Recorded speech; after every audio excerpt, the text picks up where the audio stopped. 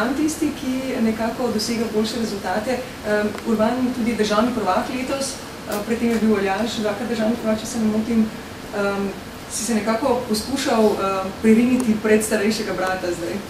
Ja, nekako mi je uspelo v letošnji sezoni, da mi nekako na tekmah bolje uspeva, čeprav so razlike minimalne, so rezultati v tem primeru minimalno boljši.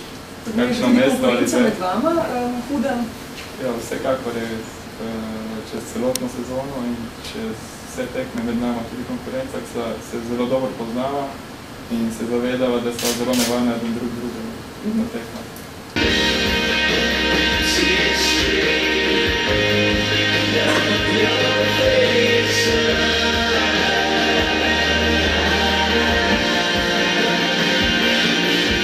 Veliko trdega dela, veliko odrekanja, veliko finančnega vložka je potrebno za paragliding, torej da bi sploh osvajala kakšne vrhunske uvrstitve. Kakšna pa je recimo fizična in psihična priprava, kako to poteka? Zelo pomembno pri tem športu je obojestransko, se pravi fizična pa psihična pripravljenost. Največkrat pridobiva sami treningom, to se pravi sami letenjem, fizično pa tudi z izleti pride s treningom fizičnega. Drugače največ se posvečamo samo letenju, to je to najboljša pripravljenost.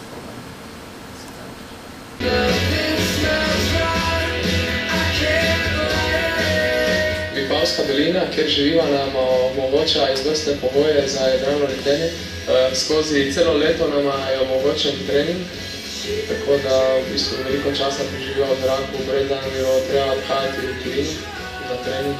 Vse stvar je zelo pomembno, da je pedalo pred štartom razpremo, malo prečekiramo vrlice, velike zmotanga, se upnemo v sedež, da ne slučajno odletimo ločeno, pedalo pa mi pa sebi. Pa inštrumenti jasno so pomembni, da vemo, kako visoko letimo, da vemo, da se dvigamo, da v tem zraku nekako ustrajimo čim dlje in pridobimo zadostno višino za poletno pot. Zadnje 2 leti se zelo aktivno posvečamo jadralnemu pedalstvu in tekmam, tako da sva skoraj celo leto bolj po tujini. Za nama je približno polovica tekmovalne sezone, rezultati so kar zadovoljni. Med vseh velječih tekmah se uvrščava približno med prvih 10 tekmovalcev. Zadnje leto sva dosegla par svetovnih rekordov. Ko smo videli, ste pravzaprav zelo veliko v zraku, veliko potujete. Urban, koliko dni na leto sta pravzaprav na zemlji, če lahko tako vprašam? Na zemlji malo več, kot na samih potovanjih. Se pravi, tekma običajno potekne od tedna do 2 tednov. In včasih naletimo slabo vreme, se pravi, v celem tednu lahko letimo samo 3-krat ali 4-krat, ko imamo še vedno dovolj časa tudi za zemeljske oglede in izlete. Recimo, če sta dolgo časa na zemlji prikovana, kdaj vaju že recimo pritegni, oziroma kdaj vaju že vleče? Koliko dni lahko zdržite recimo brez letenja? Ja, sigurno, če se odpraviš v tujino, ti je pač prvi namen te letete, to se pravi, če si nekaj časa prizemljen zaradi samih vremenskih razmer, postaš kar nestrpen. Po par dnevih si že želiš, da bi pač šel po kar si prišel, se pravi zrakšen. V mesecu decembru smo šli v Južno Afriko, katere cilj je bil postaviti svetovne rekorde v prostem preletu. Ta prelet je bil dolg 426 km. Sam let je pa trajal okoli 7 ur pa pol. Višine, ki sva jih dosegla, pa so bile tudi čez 6000 metrov. Predvsem je velik problem v Afriki letenja, je zelo močan veter. Viha tudi 70 km na uro. Sam sem imel precej problemov na tej zadnji odpravi, ko smo bili v Afriki. In sprva sem poskušal leteti brez kisika, pa sem imel na višini približno 4500 metrov. To so mi začeli problemi, nisem mogel več nog premikati pa rok. Sem potem počasi mogel to višino zbijati, da sem pač prišel spet sedem. Zdaj ste se vrnili iz Švice in potem je verjetno najbolj primerno vprašanje, da skoro vprašamo, kakšno imate seveda načrte za naprej, oziroma kdaj boste zopet potovala na potovanje?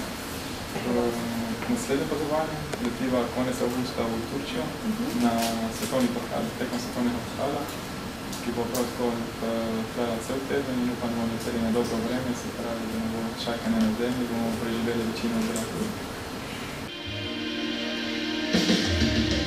Ja, v Dominikanski republiki se nam je lanskega leta zgodilo, ko so prav tako poskušali leteti te dolge prelete, da so pristajala sredi dneva nad eno vasjo, na vaško nogometno igrišče.